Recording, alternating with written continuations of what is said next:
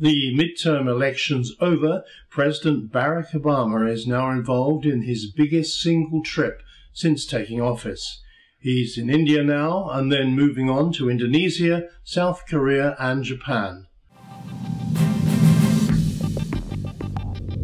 Welcome to Agenda with George Friedman. Obviously this trip was planned well before the elections, but why is it taking place now? Well, as all trips, they're planned a long time before. In the case of visiting Indonesia, for example, he's postponed it twice. His intention was always to visit these countries after the election. It simply becomes more important now. More important in the simplest sense that having lost the House and having the Senate in gridlock, President Obama has lost his domestic agenda. He's not going to be able to get much through Congress. But as all presidents are, he's still extremely powerful in foreign affairs. So less planned than fortuitous, this trip allows him to set the stage for the next 2 years of his presidency, which will be pretty much about foreign policy, I think. What is Obama seeking to achieve in this trip? Well, these are friends of the United States. It is a courtesy of the president to visit them, and his initial intention was simply to go there, show that he's prepared to go there and shore up the relationships, build relationships, and so on. That's what presidents do on these trips.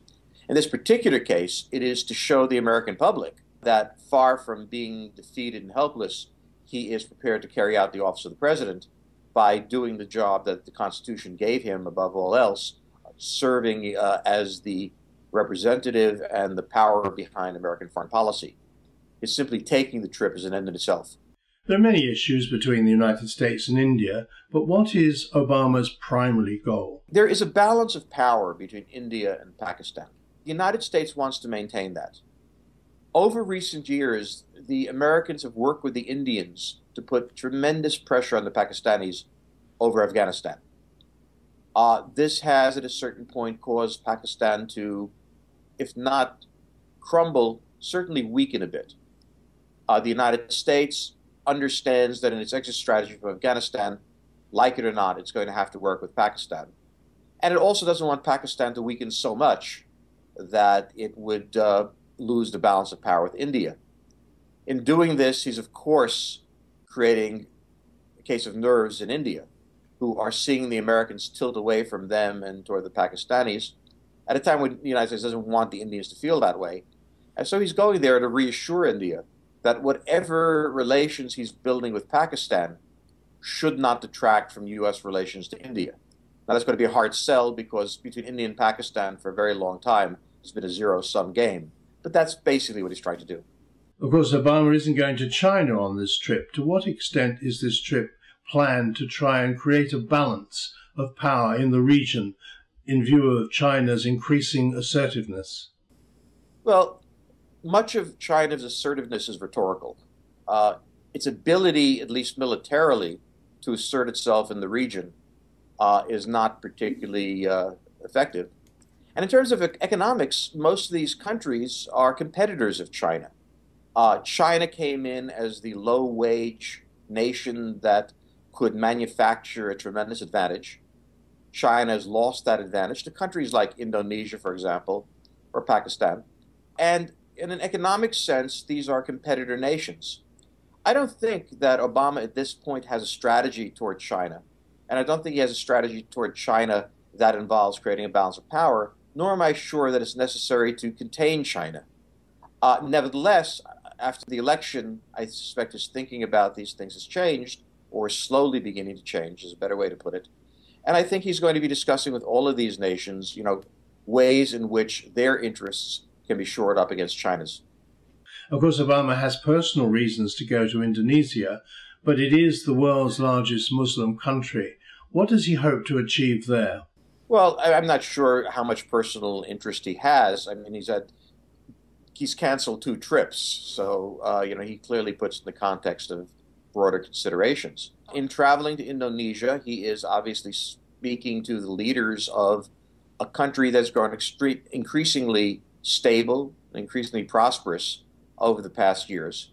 And that, of course, is not only the largest Muslim country, but one of the largest countries in the region. I'm not sure that he has any policy goals in mind.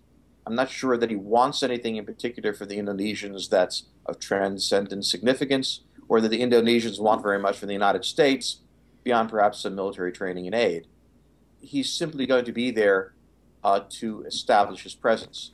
It's always important to remember that twice before he canceled the trip because of domestic political affairs, and that he doesn't have domestic political affairs to cancel anymore. It's sort of symbolic of the fact that this time he's going to be able to go to Indonesia, because his presidency requires him not to be necessarily in the United States.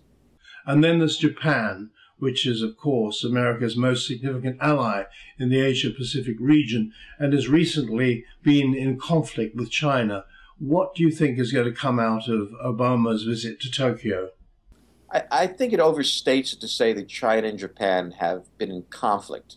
There's been some friction between the two of them, and Japan is getting more assertive. Again, this is what I'll call a process trip.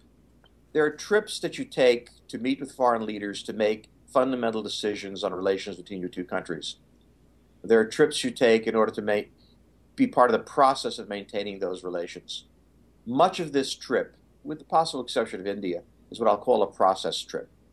From time to time, the Japanese will come to the United States, the Americans will go to Japan. Same with Indonesia and so on. This is a trip taken for that purpose.